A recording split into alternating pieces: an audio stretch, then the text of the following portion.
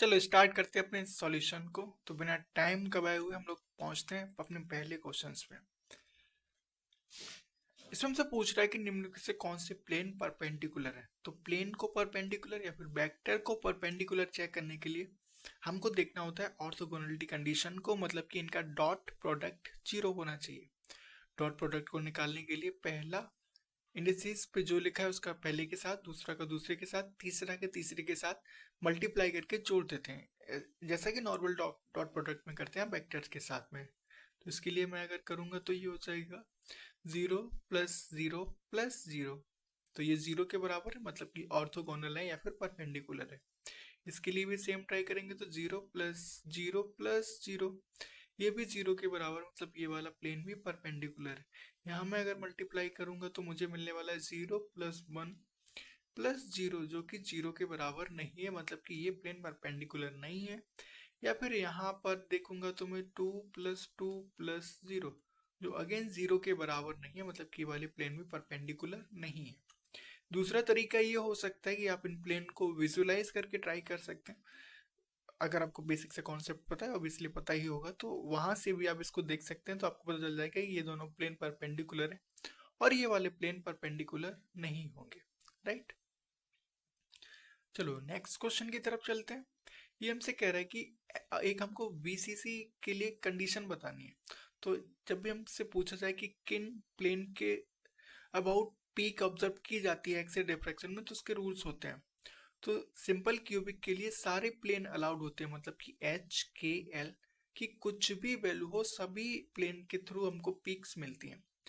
BCC के लिए जो कंडीशन होती है वो होती है कि एच के एल, इनका जब सम करेंगे, मतलब कि H + K + L, इसकी वैल्यू इवन होनी चाहिए। अब इस क्वेश्चन में देखेंगे तो H² + K² + L², तो जब सम इवन होगा तो ऑब्वियसली H²K² + L² भी सम होगा। तो उसमें सिर्फ एक ही ऑप्शन है जिसमें इवन दिख रहा है, वो हमको 4 दिख रहा है। राइट, अब ऐसे ही एफसीसी के लिए कंडीशन क्या होती है। एफसीसी के लिए कंडीशन होती है कि या तो H, K, L ये तो ऑड होने वाले हैं या फिर इवन, मतलब सारे ऑड होंगे या फिर सारे इवन होंगे। तो ये एक इंपॉर्टेंट कंडीशन है जो आपको याद रखनी चाहिए। आगे कह रहा है कि हमको डेंसिटी का रेशियो बताना है। दो प्लेन दिए गए, इनके डेंसिटी और उसका रेशियो बताना है। तो ठीक है, तो 1 1 1 प्लेन, आप जानते हैं कि क्यूबिक अगर आपको दिया गया है, क्यूबिक स्ट्रक्चर, सिंपल क्यूबिक की बात करी गई है हमको, तो 1 1 प्लेन। 1 1 प्लेन कैसे, एक्स पे 1 इंटरसेप्ट, वाई पे 1 इंटरसेप्ट और जेड पे 1 इंटरसेप्ट। तो यहाँ से ऐसे करके ये जो प्लेन मिलने वाला है वो हमारा हो जाता है 1 1 1 प्लेन। अब इसमें कंट्रीब्यूशन कौन कौन से आइटम आ रहे होंगे, एक ये वाला आइटम आ रहा होगा इसका 1/6 भाग, ये वाला इसका 1/6 और इसका 1/6। राइट, अब हमको क्या चाहिए, डेंसिटी चाहिए, प्लेन की डेंसिटी। राइट, तो प्लेन की डेंसिटी को निकालने के लिए इस प्लेन में कितने एटम आ रहे हैं डिवाइड बाई इसका एरिया। तो इसमें कितने एटम आ रहे हैं, इसमें 3 एटम आ रहे हैं और एक एटम का 1/6 कंट्रीब्यूट हो रहा है। राइट, तो ये total number of effective number of atom आ गए। अब इस प्लेन का एरिया अगर निकालें तो एक हमको दिख रहा है इक्विलैटरल ट्रायंगल बन रहा है, और इक्विलैटरल ट्रायंगल का जो एरिया होता है वो होता है √3/4 इंटू साइड का स्क्वायर, तो जो कुछ भी साइड का स्क्वायर रहता है। अब इस कंडीशन में अगर इसकी साइड, ये वाली साइड ए है, तो यहाँ पर ऐसे देख सकते हैं हम कि ये वाली साइड अगर ए है, ये वाली भी साइड ए है, तो ये वाली क्या होने वाली है, पाइथागोरस थ्योरम लगा के हम निकाल सकते हैं, √2 हो जाएगी।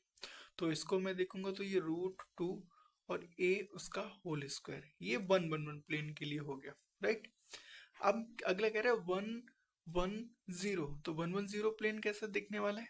1 1 0 प्लेन ऐसे करके मान सकते हैं, हमारे पास ये एक यूनिट सेल है, और 1 1 का मतलब एक्स पे 1 इंटरसेप्ट और वाई पे 1 इंटरसेप्ट, जेड पे कोई इंटरसेप्ट नहीं होगा।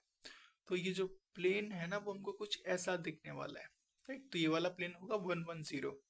अब इसमें कितने एटम आ रहे हैं, तो 1 2 3 4 एटम आ रहे हैं, और चारों एटम का जो कंट्रीब्यूशन है वो 1/4 है। राइट, अब इसका एरिया अगर निकालें तो ये वाली साइड तो ए रहने वाली है, और ये वाली साइड कितनी हो जाएगी, √2 इंटू ए। इसको मैं अगर सॉल्व करूं तो ये हो जाएगा, देखो तो ये हो जाएगा 3/6 का मतलब 1/2, और इसको ऊपर ले जाएंगे उल्टा, तो यहाँ से मैं इसको बोल सकता हूँ ये हो जाएगा 2a², 2 से 2 कैंसिल हो जाएगा, ये ऊपर पहुंचेगा 2/√3 और √3 इंटू a², राइट। और ये यहाँ से 4 से 4 कैंसिल हो जाएगा और ये हो जाएगा 1/√2a²। a² से a² कैंसिल, तो ये बच रहा है हमारे पास √2/√3। इसको वैसे कैलकुलेटर आपको दिया जाता है, आप कैलकुलेटर से कैलकुलेट कर सकते हैं। तो ये अप्रोक्स जो कुछ भी आएगा 1.414 डिवाइड बाई 1.73, तो ये शायद 0.80 या फिर 8 के आसपास कोई वैल्यू आएगी जो आप आसानी से कैलकुलेट करके निकाल सकते हैं, राइट। आगे चलते हैं अगले क्वेश्चन की तरफ। अगला क्वेश्चन हमसे कह रहा है कि packing fraction of A 2 dimension hexagonal. तो हमको हेक्सागोनल का पैकिंग फ्रैक्शन निकालना है जिसकी साइड 2r दी गई है और रेडियस, एटम की रेडियस r है, राइट। आप पैकिंग फ्रैक्शन कैसे निकालते हैं? 2 डायमेंशन के पैकिंग फ्रैक्शन का मतलब है हमको निकालना है कि उस यूनिट सेल का कितना % एरिया एटम्स ने कवर कर रखा है, इसको बोलते हैं पैकिंग फ्रैक्शन 2D के केस में, राइट। अब हेक्सागोनल की पैकिंग फ्रैक्शन निकालने के लिए हमको पता होना चाहिए एरिया। अब हेक्सागोनल का एरिया निकालने के लिए बहुत सारे तरीके हैं। अगर हमको ये साइड पता है S, अगर हमको ये वाली साइड पता है S, तो इसका एरिया हो जाता है 3 इंटू √3/2 इंटू s², राइट। या फिर दूसरा तरीका है, क्योंकि हमको पता है 6 इक्विलेटरल ट्राइंगल बन रहे हैं, तो 6 इक्विलेटरल ट्राइंगल को हम लिख सकते हैं 6 इंटू एक इक्विलेटरल ट्राइंगल का एरिया, तो वो हो जाएगा √3/4 इंटू a²।